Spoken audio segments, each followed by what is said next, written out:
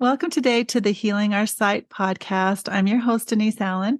I'm very excited today to introduce you to Mikhail Lievens, who I started following way back at the beginning of my journey.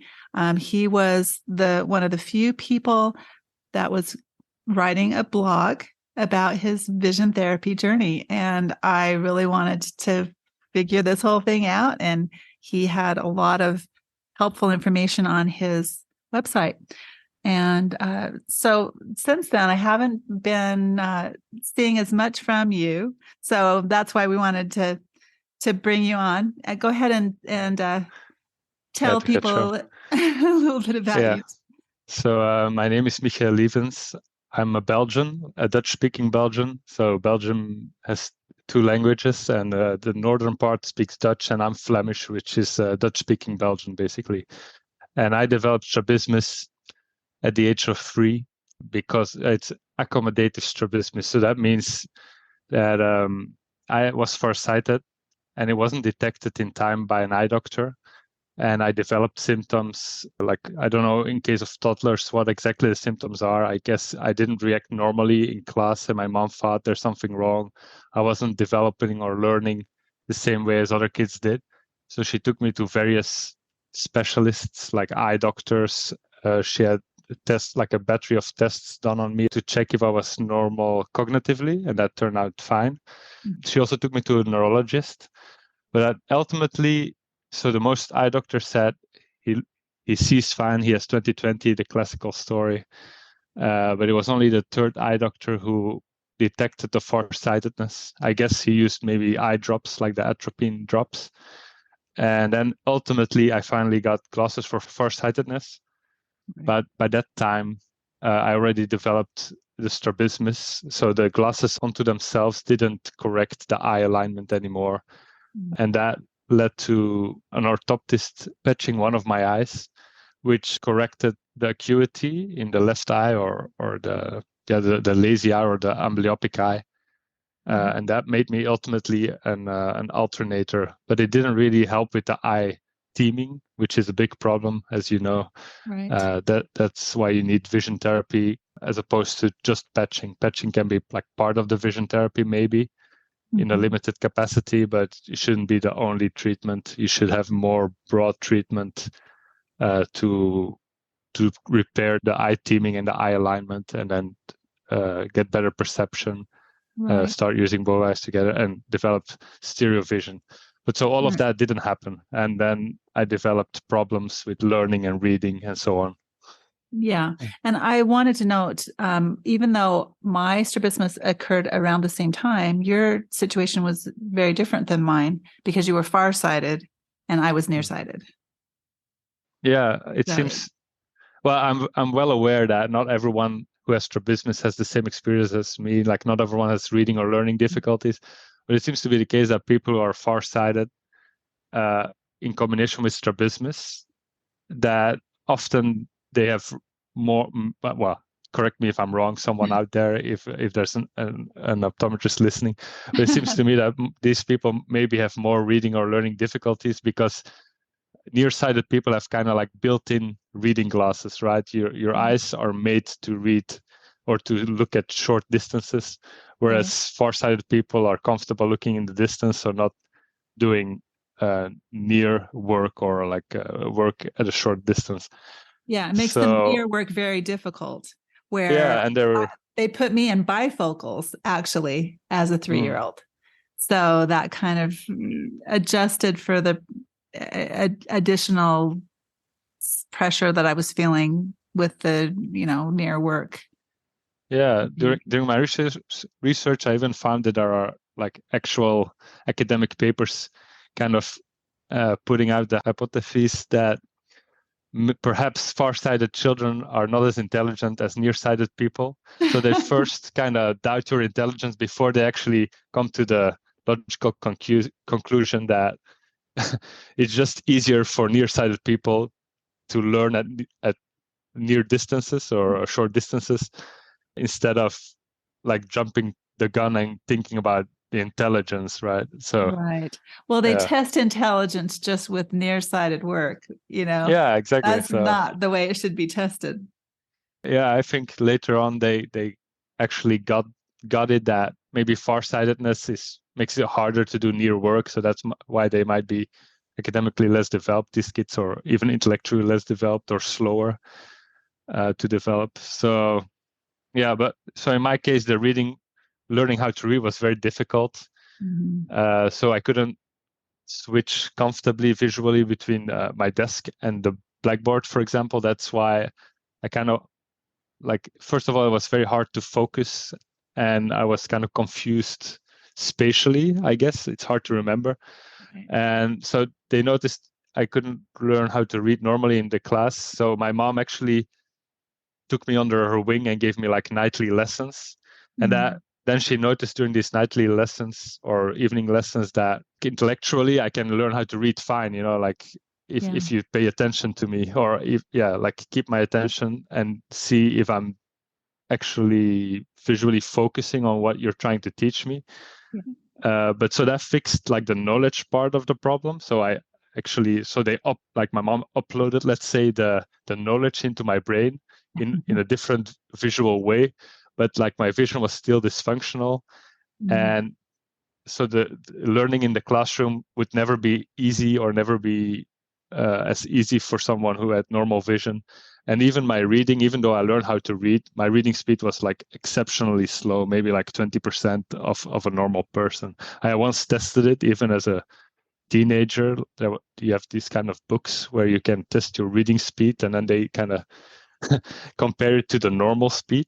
Well, I did it on my own, but so it's kind of an informal test. But then I noticed, wow, I'm really abnormal. Let's say like my reading speed is exceptionally low, but comprehension was always good, but reading speed was just very slow. So even as a 10-year-old, for example, I would be making homework the whole evening, which is very weird, right? But so I would always kind of make it just by working super hard. And I would even like often be the top of my class, but that's just because nobody knew how much time I was putting into it, right? And then at home, they didn't really question. I don't know. My father really didn't. He was always working, so he didn't really know how much time I was putting into it. And my mom, I don't know. She just thought I was kind of slow. Well, I don't know, but either way, nobody made the link between the vision problem and the cross-eyedness, which to me it would be very obvious, right? That vision has to do with reading. And everyone just kind of accepted the situation, because also the eye doctors never really made the link between the vision problem or the strabismus and maybe the learning problems. And the teachers also don't know anything about this condition or how it can affect your learning. So nobody ever posed any questions. And as long as it seemed that I was doing fine and getting the grades, things just went on, as they were. Right. And then at what point did you decide that you needed to do something different? Well, so this overcompensating academically, it kind of worked until, let's say, like 14, 15 years old, when the academic load really became too heavy. I couldn't keep doing the whole night homework style. And I also felt like my neurological adaptations to my vision problem, the suppression, I don't know, maybe my eye movements got more jittery or something, but it didn't work as well as it used to work. And so, especially for math, which is very visually intensive, it just didn't seem sustainable anymore. So I asked my parents, can I change courses in the schooling system to like we have our own kind of system, but there are courses with more math and more science and less math and more language studies and all these things. So I asked, can I focus more on language, less on math, for example? But then later I figured out it wasn't really like a voluntary choice. It was just kind of avoiding the visual load, right? Yeah. But anyway, my parents thought, and also the teachers thought, but you're good at math, so why don't you continue the math? You don't want to do it. It's a stupid choice because it's going to limit your options later on in life and in the further education. So they really kind of forced me to continue, and I had to change schools because they thought it's the environment or something. It just made everything worse. There's also the vision problem kind of eats away at your confidence, right? Because you kind of know you're not stupid, but still you have to work so much harder than a normal person. So then you kind of start to doubt, like, is it me? Am I really not stupid? And if it's the visual problem, why is no eye doctor kind of telling me about this connection? Or why is the teacher not getting it? Or why are my parents not cutting me some slack because of it? Because in the end, if nobody tells your parents, they just think it's your personality or your character that's the problem. It's not your vision. So then they start blaming you personally, which causes a whole host of new problems. For But sure. anyway, so they tried to make me change schools and continue the math and all this heavy academic load. And then well, this onto itself is a big problem, but I also felt like I cannot live like this any longer, and I cannot continue this way, like, even if I can get through this course and maybe graduate, there's something with my vision that will impede me to have a fully normal life, to work like a normal person, to have a family life like a normal person, to do things normally. So I already felt it at 15 years old. So back then, this feeling led me to actually do a suicide attempt. And I at the time I had my wisdom teeth removed, and I got like this massive amount of painkillers, and I like took them all. But there was a big like there was also problems at home. There was many things at the same time. But so anyway, then eventually they let me change course. So schooling got a little bit easier. Like I focus more on languages. That's why maybe I speak many languages now, and it's more like languages you can learn more with your hearing. Like it's more of an auditive learning style. So that kind of helped. But then I finally graduated like high school, and already felt like this was like kind of like a miracle. I did it.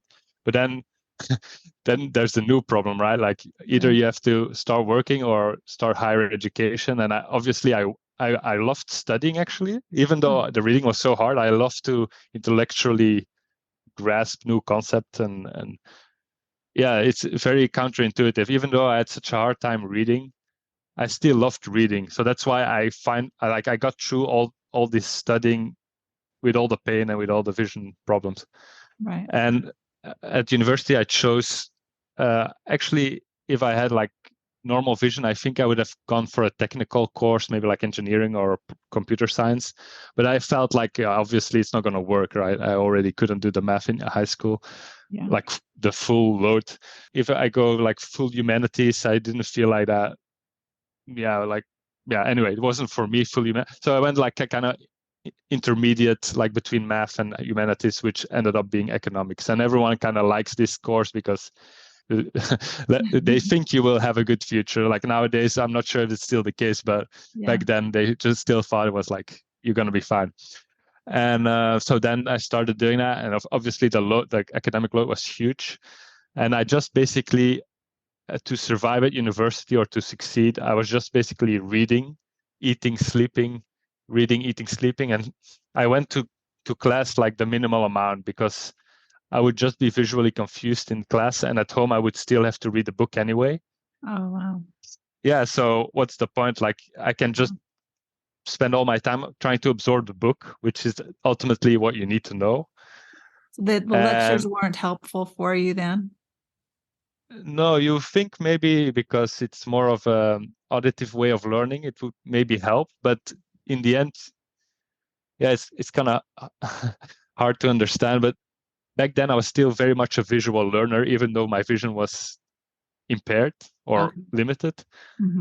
And I would even say, like, trying to listen to the teacher would then confuse my vision even more, right? So I was trying to focus on one of my senses at a time.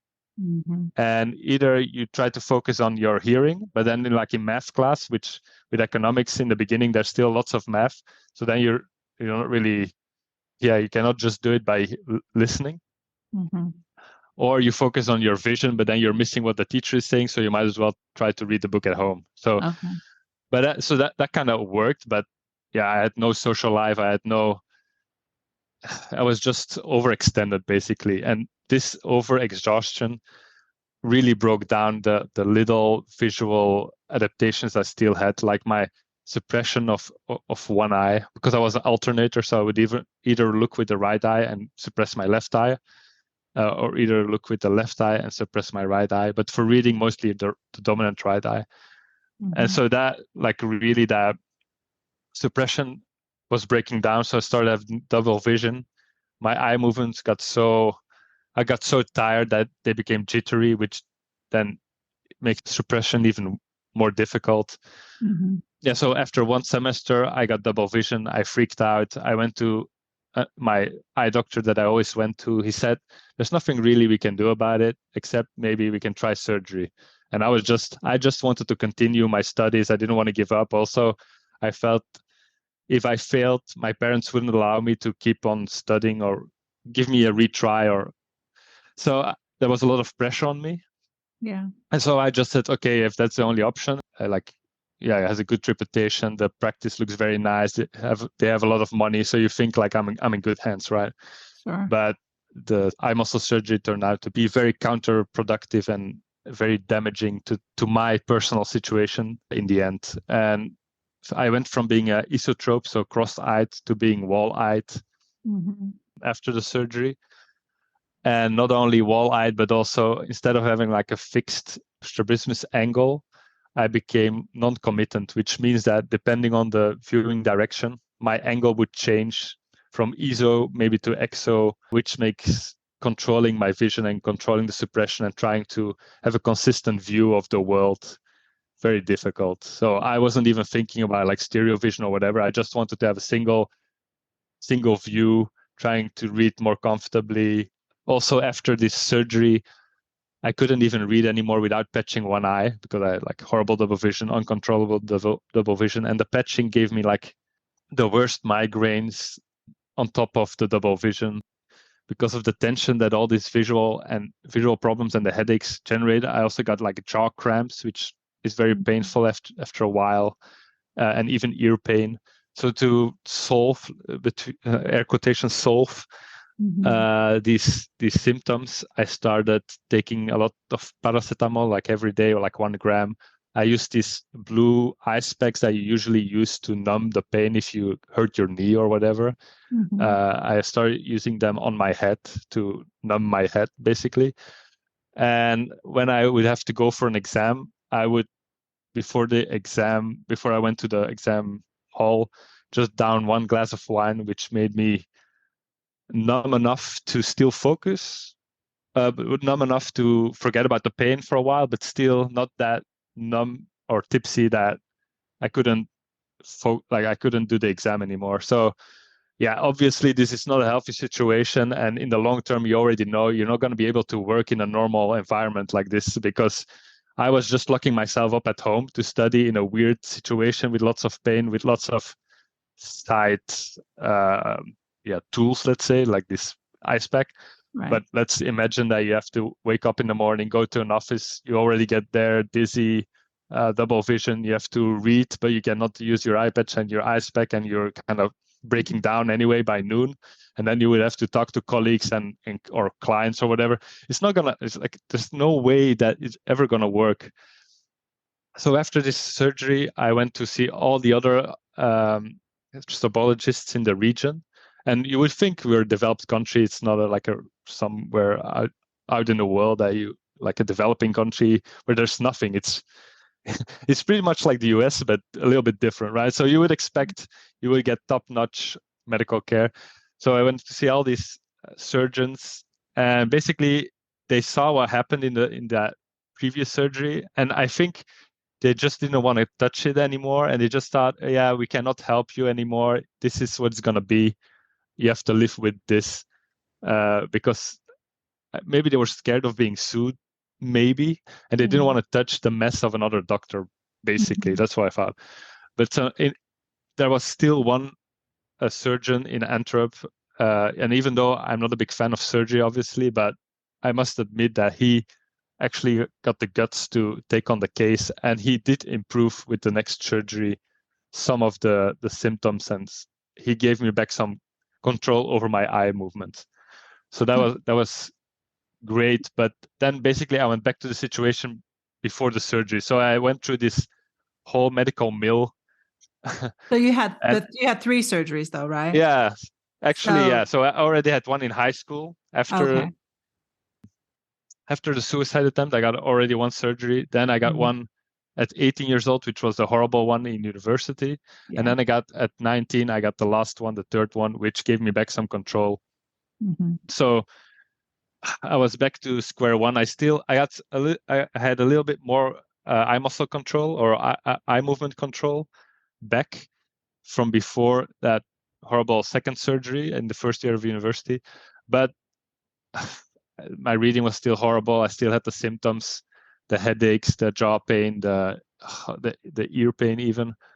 And I still felt like just what I described earlier. I'm not going to be able to function in normal society. And I was already getting close to graduating at that point.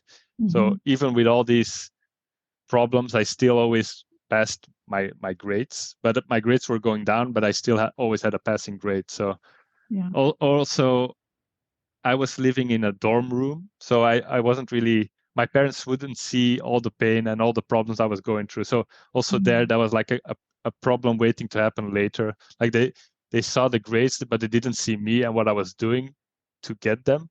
Right. So they probably thought I was like partying or whatever, or just slacking, you know? Yeah, but so it's a big problem. If you don't have like a close relationship with your parents, or you're not communicating well because you have long-standing problems maybe between you and your parents, this is like a a nuclear explosion waiting to happen, right? Mhm.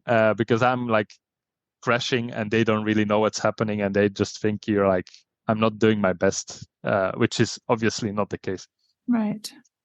And then so that before the last year of university, I started finally looking for information in English, because I was again on the verge of another suicide attempt. Like, what am I going to do, right? In 1 year, I have to be fully functioning, independent, working, basically an adult, right? So I was freaking out. I was obviously crying many days. I wouldn't. The situation looked hopeless. So ultimately, my English developed to a point that I could look for information about strabismus, and also my knowledge about strabismus, because of all these visits to doctors, started to develop also to a point that I could combine the English and the strabismus knowledge to look for solutions. So I just Googled, and maybe after half an hour or an hour, even with the bad vision, I found various sites on vision therapy, and I found the book of Susan Berry, Fixing My Gaze, which actually maybe had come out only 2 years earlier. So I was kind of lucky that it had come out, because I wouldn't know what might have happened if I hadn't found the book. It's really a big question mark. Could have gone south really badly. And that kind of opened up, like I sort of discovered vision therapy. I read the book. I thought, oh, this lady can do it in 1 year and a half. And she also had 3 surgeries, and she was isotrope like me, alternating isotrope. So, oh yeah, so let's find some behavioral optometrists to specialize in vision therapy. And interestingly, there are quite a few in Flanders or in Belgium. So I found out there was one in Antwerp, like 20 kilometers from where I grew up. So, and he had been practicing for many years. So I could have been helped as a child before, which was very upsetting. So when I found Fixing My Gaze, I was very happy to find the information, but I was also kind of upset that nobody told me about this before, and that I hadn't been treated as a kid, and I could have been spared all these surgeries and all the pain and all the reading problems, and my life could have been totally different. Right. And so then I started the vision therapy with He Nagels. Now he's retired, but he kind of introduced vision therapy to Belgium. Like, he was one of the OGs, like the old school guys who brought it, who did an extra training in the US at COVD, and then he kind of brought it, like introduced it to Belgium Nice. way back then.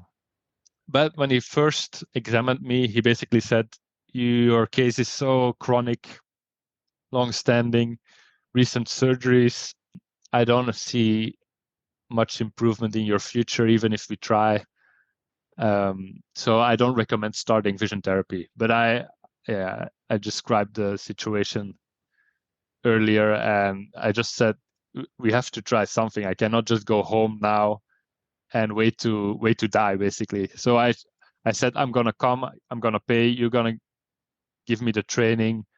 we're going to try, we're going to do a evaluation after 6 months and we'll see what the result is. And so then we started after my insistence. And after 6 months, my strabismus angle had improved significantly. I think I started with 14 degrees of ISO in the neutral viewing position because I was non-committant. So we were always measuring the neutral straight looking neutral position, but it would vary depending on my viewing direction. But so we would start with 14 degrees, then after 6 months, 8 degrees, and then after another 6 months, 4 degrees, and after another 6 months, 2 degrees, and like we went all the way back, like all the way down to 0. That was after maybe like 2 years. So that was positive, and then the constant double vision started disappearing. So that was very encouraging. But that's also the easy part. That's like the mechanical part you can measure. It's a much bigger question mark if you will ever acquire maybe stereo vision, right? You cannot even if you do an MRI on your brain, there's no way you can actually determine, is this guy eligible or will he acquire stereo vision at some point? So I kept doing the vision therapy for another 3 years. And even like the last year, Nagel said, you have the knowledge by now, like, because I've been reading many manuals by then, and you have even the tools. Over the years I bought lots of tools, vision therapy tools. So basically, go home and continue by yourself. But also one of his vision therapists, who is also an optometrist, started her own practice. So that was the one who was actually training me on a bi-weekly basis. So I kind of followed her to her own practice, but that was a lot of driving, which is also exhausting for me. Right. Because my driving is actually limited to 2 hours maximally. So if I have to go there 1 hour and a half to see her and then 1 hour and a half back, I'm so exhausted when I come back that it takes another day of recovering, for example. So in the end, you have to kind of make a trade-off. Like, is it worth going to see her versus is it actually damaging? Yeah. But after 5 years, I decided that I would stop going to in-office vision therapy sessions, but I would try to maintain by myself, which I'm still trying to do, but it's very hard to motivate yourself. And I have kind of systems to keep me going. It's kind of like, if you know Duolingo, it's like a language learning app. You have like this kind of motivation to keep your streak. Well, I also made something like that for vision therapy. Nice. Yeah, well, it doesn't always work, especially now that I have kids, but I'm doing my best. And maybe one day I might still acquire stereo vision, but I actually should focus maybe more on vision therapy. But I'm also doing a lot of vision therapy or strabismus awareness work that requires lots of screen time. And I'm sure if I would diminish the screen time, it might help with the vision. I already noticed when I took 1 month off of like any screen time because I had to take care of my baby girl, then my vision kind of became easier and more comfortable just by not having any screen time.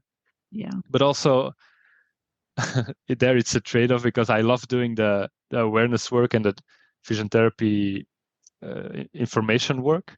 Yeah. So it's you have to make a trade-off between your intellectual curiosity and your passion and your visions oftentimes, and it's difficult. I feel that too. Yeah, when I spend a lot of time in front of the computer, like for instance, editing the podcast, my vision doesn't respond really great to that, and I start to feel a lot more stress too. So yeah, I can totally see where you're coming from there. So when I've ultimately finished vision therapy officially, let's say, and I started doing home sessions, or I kept maintaining my vision therapy, I also thought like, earlier you read my strabismusworld.com website, which was a blog about my own vision therapy and my research in English, because I loved like the English language community around vision therapy, which didn't exist in any other language, right? Like US and Canada is kind of the heart of the vision therapy world.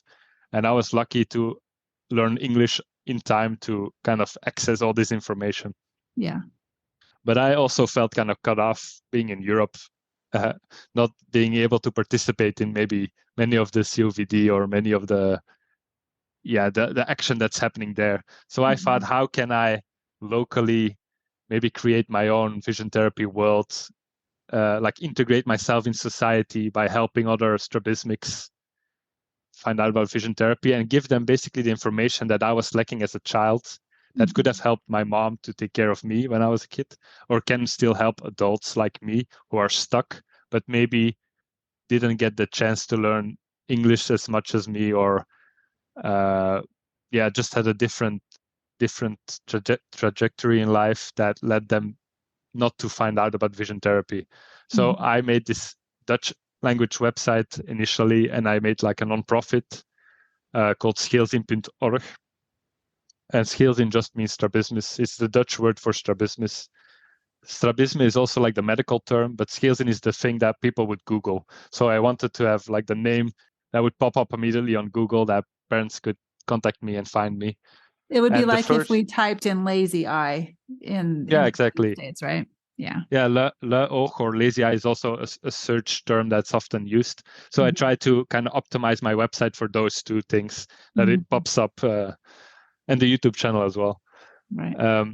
And so when I officially did the paperwork to start the nonprofit and did the first fundraiser for the Dutch version, for the Dutch translation of Fixing My Gaze, because that was the book that opened up everything for me. Right. Then I thought, how can, like, this book is so amazing, and some people, even though many people kind of speak English, they're not comfortable reading a whole English book that's kind of technical. So I spent, like, first of all, we did the fundraiser, and it was amazing that I didn't know if there would be any response to the fundraiser.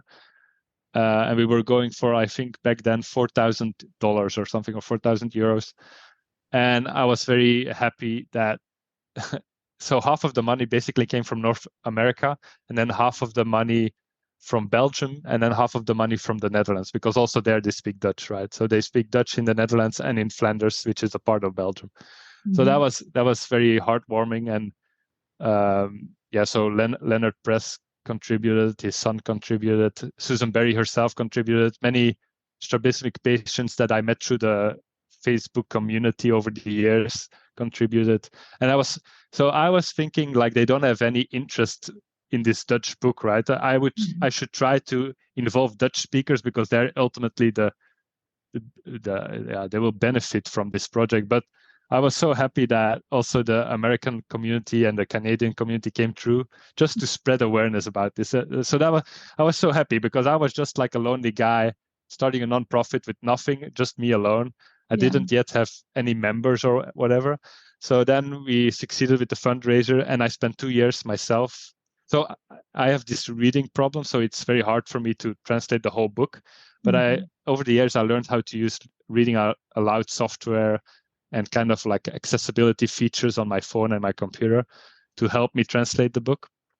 But still, it took 2 years, and then it came out, and I was very fortunate that by contacting the national radio, they invited me on a program. It's a program about books, but non-fiction books, and usually about science. So this book would be perfect for it. And I kind of stressed the societal importance, and so basically I lobbied to get onto the program. I got on. I got this whole platform. It was a great interview, even though I was super nervous, obviously, because it was my first kind of big media interview. But then it really had an effect, and immediately 150 books were sold or something. So I had this massive email list then from selling the book. Wonderful. Well, massive for me at the time, like it was like, wow.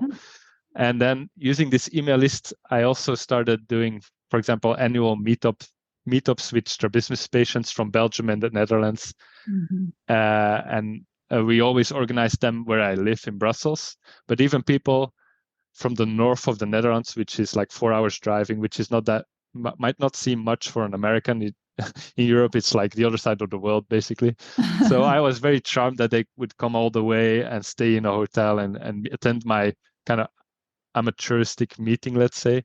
And I would be like cooking the whole week to prepare the food. So because we're doing this like bootstrapping, right? We're Yeah. There's no catering, there's no nothing. There's just me. I sold some books, I sent some emails, and then I'm just cooking some spaghetti and getting some cakes to have a meeting. And I Yeah. invited a behavioral optometrist to speak and give like some presentation. And I think the first year the optometrist presented vivid vision because it's a very flashy topic, right? Like Yeah. virtual reality, and it's this new company who wants to treat strabismus and amblyopia with virtual reality. So that was great. Like people loved it. They came. I also gave a short speech, which was also kind of nerve-wracking, but it was amazing how excited people were to come, and I got lots of energy from it, and so that gave me like the continued motivation. And we did a second year, and I think this year maybe we're gonna skip a year because I'm gonna have a baby next month, so it's gonna be too exhausting. But maybe spring next year we're gonna do another one. And now so Belgium is one of these weird countries that has two languages. So in the north there's Dutch, and in the south there's French. So even though I'm not a native French speaker, my French is pretty good. It's similar to my English, maybe a little less, maybe a little more.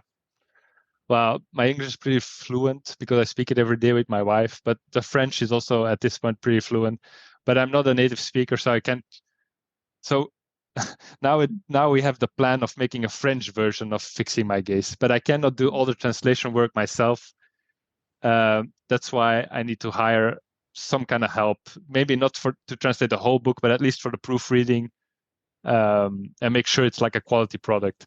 Right. So this time we need a higher budget than for the Dutch one.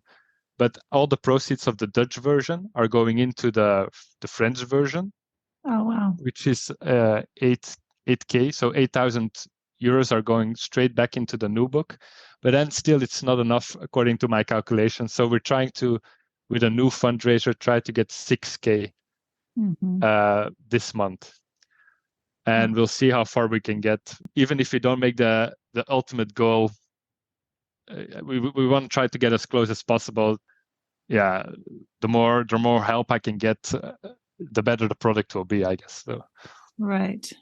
Well, I think that it's interesting to note that people like you and me who have had a long journey to get to at least a stable place in vision, or for me, stereopsis, are more likely to feel strongly about sharing it, right? And so I love your passion and how your nonprofit is building on the previous things that you've done. You're taking this Dutch translation and rolling it into the French translation and really just moving forward with that to reach as many people as you possibly can. Yeah, I'm always trying to think a little bit strategically, like what's the best way to, first of all, help the individual patients, because I was helped tremendously by the book. So I feel like I need to make this same experience or same book accessible to as many people as I can. But also just it's a great book. Like it's endorsed by like Nobel Prize winners on the cover. It's like a renommated, she herself, Susan Berry, is kind of a renommated neuroscientist, and the foreword was written by Oliver Sacks, which is also like a very big name, right? So it's the best way to get a foot in the door in the space of vision therapy and to kind of get the word out. That's why, for example, I didn't opt initially to write like my own book, because I don't have the big name, right? I'm not a neuroscientist. Yeah, well, my personal experience is also valuable, but it's not. It's also the book, Fixing My Gaze, has like at the end of the book has like 70 pages of references. Like with my vision, I can never get all these references together properly, right? So the fact that she's done all of that work, that academic work, makes it a super valuable resource for people. I think that knowing other people's stories and knowing that it doesn't just happen for her is also valuable, though. And that you're spreading that just with your passion in providing this service, though. And then you have your Dutch language resources and some English resources that you still provide to people. Yeah. The Strabismus website, I will always keep it online because it's also a memory for me of these hard times, Sure. And on the Dutch side, we got like So we got the Dutch version of Fixing My Gaze. Then last year I wrote so I did write a small book myself, like a parent's guide. It's called The First Aid Guide to Strabismus and Lazy Eye, like an orientation guide for parents and patients. Okay. So if you first get confronted with the problem, kind of what do you need to know? And that kind of rolls into Fixing My Gaze if you want to get even. But if you want like quick answers, like is surgery the only way? No. And then I give like all these useful statistics and kind of why is stereo vision important, right? Like because normal people with normal vision, they don't really even know why it's important. So you need to give them like a quick explanation in one page or maybe 2 pages why it's important and why that's maybe the ultimate goal for your kid to get treatment. That it's not just cosmetic, it's functional, performance based, and this is a very big milestone in getting to the right vision. And well, so that little book has all kinds of like fast answers. It's only 80 pages, so it's digestible. And then we got like the YouTube channel where I make my own little short informational videos about surgery, about vision therapy, about my own experience. So that there's like a 5-video series. If you watch all of them, it's like 2 hours. And it's also like a memoir for me to remember, because I also forget as I get older. So and remember that's in Dutch though, or that's on? Yeah, that's in Dutch though. I might in the future make an English version, but yeah. So I put all my eggs for the moment in the Dutch organization to make it as big as possible to have a big impact locally. And my idea was to have a Dutch language kind of optometric extension program that gets the word out, provides information, and maybe refers you to the right practitioner locally. And then also on the YouTube channel, there's some podcasts like this with Dutch-speaking people in Dutch. For example, like with a mom who had 2 strabismic kids and how she handled it, and now they have stereo vision, these kids. So that's amazing. Yeah, that doesn't exist anywhere else in Dutch, for example, right? This kind of interviews. And then like a young guy, 20 years old, he acquired stereo vision through vision therapy. Another young guy who is really good with like computers, so he gave himself stereo vision with virtual reality. Kind of like James Blaha. Yeah, I wouldn't say by accident, but just by experimenting and learning. Yeah. And then another interview with an actual like a optometry student who also was a strabismus patient herself. So she has the patient side and she has the optometric side. So the interview is also great. Nice.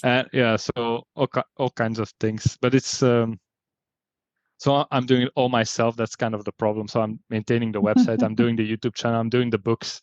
I'm doing the events. I'm cooking for the events. I'm doing the paperwork for the nonprofit. So sometimes I feel if there were like 2 people and I could do more promotions, that would maybe help. But as we grow with the French version, hopefully we can grow the organization further. And as we grow, maybe in the future I can hire someone like a second worker. Because nowadays I do promotions. I did the radio interview, as I mentioned, but I also recently wrote articles for like a health website, a pretty big health website, which helps. Or I did like a podcast for a health insurance company. Well, in Belgium, it's not exactly a health insurance company because it's complicated. It's like private public, but yeah. So I try to do outreach as well, but it's hard if you're like doing all the work alone. Sure. Yeah. Well, you are doing great work. And we're really excited to share the word about the French translation of Fixing My Gaze. Yeah, so a great addition. You can put the link of the fundraiser in the description maybe, and it will go on until the end of this month, so the end of May. Okay. And then hopefully we reach the goal. And if we haven't reached the goal, hopefully we're as close as possible. Otherwise, I need to cut corners. Like I need to draw on all my French-speaking friends or something. I need to kind of stalk them, like, please read my text, which I will also do probably, but it's more comfortable to do it the proper way, right? You cannot always, like I'm putting all my work as a volunteer myself, but you cannot keep bugging people to do the same all the time, especially if they're not really related to strabismus, like if they're not involved. But I'm also trying to build a French-speaking strabismic community now online, But yeah, that's from scratch, right? And in French-speaking countries, vision therapy actually doesn't really exist yet. It's mainly like surgery, because the law is really geared towards surgery, and the information online is really geared towards surgery, which used to be the same in Dutch. So I kind of helped changing that. So I'm hoping to redo that in French. But yeah, that will start with the French fixing my gaze. Right. Well, that's where it started for us, right? And figuring out where we should be looking for the solution. Because I didn't know until I started looking online either that there was another option. All right. Yeah. That's amazing. But yeah, even though we all look to the US, like all strabismics, or at least European strabismics, let's say, we look at US as this kind of beacon of hope. But I know that in the US also, vision therapy is not like super common. So you also have to travel to get the right treatment, but it's more common than in Europe, I guess. But it's also maybe not always accessible because it's not covered by insurance or not your insurance. And yeah, there's different challenges in the US. It's also not perfect, but if you the look challenges online, haven't gone away at all. That's for sure. People would probably be more likely to do it if it was covered by insurance. Yeah. Even in Europe, or at least in Belgium, I should say, the practitioner always kept a very reasonable rate for their services, but it's not reimbursed at all by the health insurance system. So you can get into difficulties, especially since your vision might impair your earning ability anyways. So some people have to start working part-time or something because of their vision disability. And then you need to put money into your treatment. So you really can get into difficulty trying to get the right treatment. And then, of course, you might just get stuck into the wrong treatment like me. So, or you might jump the gun to surgery, because obviously sometimes surgery, a combination of vision therapy and surgery is very needed. I'm aware, like because of my experience, I used to be very, let's say, militant, but I've grown older and wiser, let's say, and now I'm more, I have a more balanced view. But also interesting to mention, so my wife is Japanese, and she was born prematurely with strabismus, and she got 2 surgeries as a small child. I think the first one at 1 year old, and maybe the second one at like 5 years old or something. Something around that time. But so these 2 surgeries somehow jump-started her ability to see 3D, to have stereo vision. So it's very interesting that even in my own household, I have an example of of the fact that surgery can be useful. And you shouldn't write off one or the other, obviously. So I'm really advocating for like communication between caregivers, between the ophthalmologist and the behavioral optometrist, and hopefully good collaboration and exchange of information, maybe discussion about a certain patient's case, and that would give the optimal outcome, right? Yeah, and that's what I'm about also, because obviously I had to have both surgery and the vision therapy to get the result that I wanted. And I fought it as hard as I possibly could. I did not want surgery, but yeah, it can be the answer for people. I've talked to people who've said they gained stereo vision with just surgery. And, obviously you've had that experience as well. People who have done only vision therapy, and then people who need a combination. But if the doctors never work together, then we never get to that point. Yeah, that's also one of the reasons that I do this work. So because they don't work together and they don't exchange information and they don't even mention each other's treatments, or at least the surgeons don't mention vision therapy, it's up to the individual to get informed and to make your choice and to put all the pieces of the puzzle together, because nobody else will do it. They should, but they won't. So, and so I really admire, for example, parents who really don't just follow the advice, even though you should be able to follow your doctor's advice, but they second guess and they think and they search. Even though lots of people make fun of Dr. Google is very useful. You shouldn't base all your decisions on Dr. Google, but you should maybe use it to go to your doctor in a more informed way, asking the right questions, right? Sure. It's really up to the patient or the parent to get informed and make the right decisions. Often people still look at a doctor as if he's like God or something, right? Like, especially older people, they're like, the doctor said it, it's the truth, right? But I think maybe in the modern world with all the information technology, people start looking for information themselves more. Yeah. Well, and it really comes down to what do you want too, because your doctor even said your case was not likely to be helped by vision therapy, but you decided that that was what you needed to do anyway, because you needed a result that was, better than where you were. Yeah. Well, in hindsight, so back then I was kind of disappointed in his assessment, but I also understand because he's very scared of giving false hope, especially since vision therapy is not really mainstream yet, definitely not in Europe. So you also don't want to give people false hope and be called a quack, or what's the word, quack? That's right? A good one. Yeah. Yeah. That works. So I understand why he did it. And he also said, I never, like, even in my 40 years long career, I never met someone with the same kind of stamina and motivation as you, which is normal, because it's if everyone had to be like me, it's impossible, right? So yeah, so I understand why he said what he said. And also, yeah, in the end, I didn't acquire stereo vision yet. So also to promise me or to maybe insinuate that I could have it, it's better to undersell and then maybe you get great results than to oversell and then not get the great result, right? So right, but you still got to the point where your vision was stable and you didn't have double vision all the time. Yeah, exactly. Definitely a lot better than where you were at the beginning. Yeah, but it has to be said, in my case, I'm still not completely out of the woods. Like I couldn't work like a full-time normal job, for example, and that's also part of the reason why I'm doing this work. It's to give me meaning, and it's to kind of build my own career in a society maybe that that is not easy to fit in for me. Like, for example, I'm too visually disabled to maybe have a normal job, because let's say even I wouldn't do a desk job with less computer time. Even my vision gets too tired after a while to do other manual labor or driving and so on. So I have to stop after a few hours and take a rest, and usually like an extended rest. So I really have to find a job that I can pace my own efforts, which is my awareness work.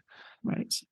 But also, so I'm not able to work normally, but I'm also not eligible for disability help. I tried to get it and I was refused. And yeah, it was a very hard emotional thing to deal with, because I felt, first of all, nobody helped me as a child with this problem. Then I went through the medical mill. That was a horrible result.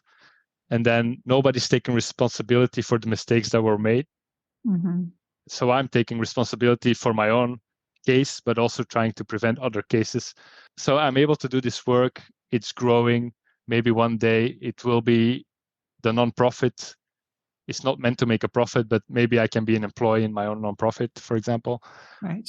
We'll see about that. But either way, I'm doing the work that I would have loved that someone would have done for me, right? Like if when I was a kid, I would have loved that I would be like a 30-something-year-old guy doing the work that I'm doing, to tell my mom, please get Michael the right treatment, so he doesn't have to grow up with this learning disability and suffer all the way and take the pills and have the suicide attempt, have the horrible double vision, have kind of fall into unemployment, which was also very stressful, right?